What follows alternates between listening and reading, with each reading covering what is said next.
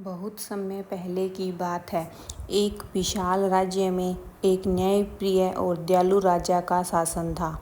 उसके पास अपार धन संपत्ति, विशाल महल और अनेकों सैनिक थे। लेकिन उसकी सबसे बड़ी खुशी उसकी इकलौती बेटी थी। राजकुमारी रूप और सौंदर्य की प्रतिमूर्ति मानी जाती थी। उसका चेहरा चांद की तरह दमकता था और उसकी काया ऐसी थी कि देखने वाला बार बार देखता रह जाए। राजकुमारी के सौंदर्य की चर्चा दूर दूर तक फैल चुकी थी। कई राज्यों के राजकुमार उससे विवाह करना चाहते थे, परंतु समस्या यह थी कि राजकुमारी को अपनी सुंदरता पर घमंड हो गया था।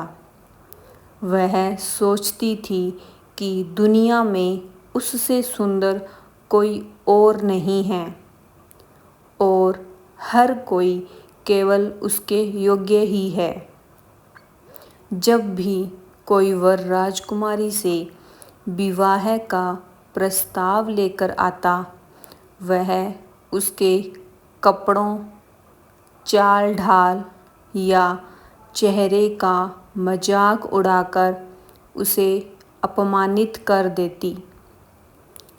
कई राजकुमार उसके अपमान से आहत होकर लौट जाते। यह देखकर राजा बहुत चिंतित रहते थे। वे बार बार राजकुमारी को समझाते, बेटी, सुंदरता क्षणभंगुर है।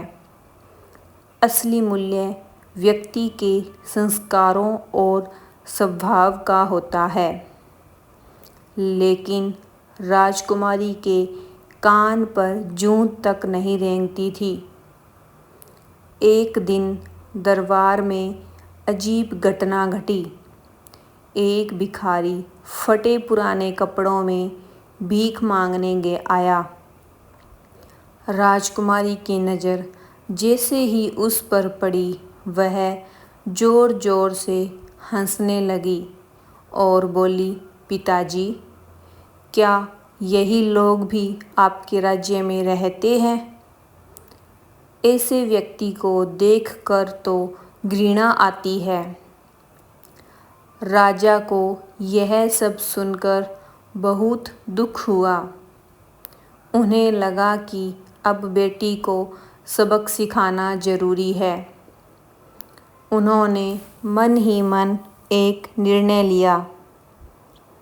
उसी दिन उन्होंने दरबार में घोषणा कर दी, मेरी पुत्री का विवाह इसी भिखारी से होगा।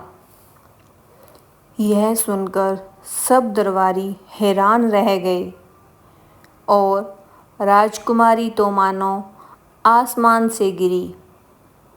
उसने रो रो कर पिता से विनती की, लेकिन राजा अड़िग रहे।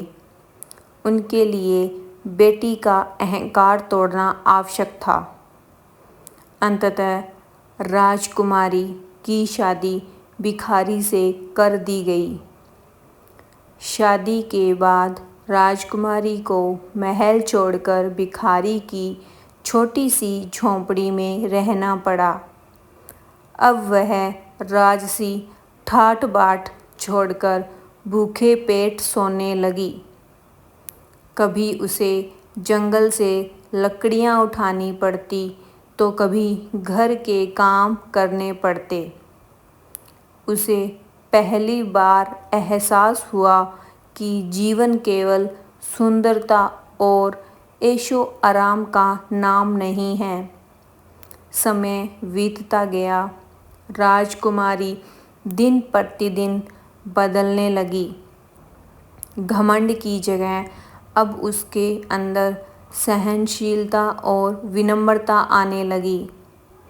एक दिन भिखारी उसे जंगल में ले गया और एक सुंदर कुटिया में प्रवेश कराया। वहाँ पहुंचकर उसने अपने असली स्वरूप का खुलासा किया।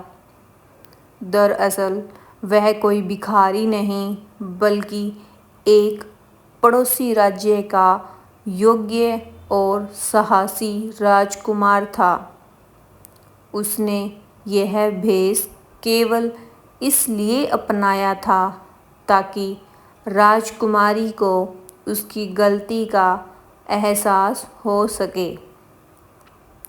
वह बोला, सुंदरता का घमंड व्यक्ति को अंधा बना देता है।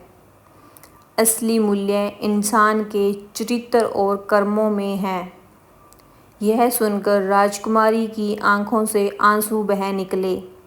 उसने अपने पति और पिता से क्षमा मांगी और वचन दिया कि अब कभी घमंड नहीं करेगी। राजकुमारी गुणवती और विनम्र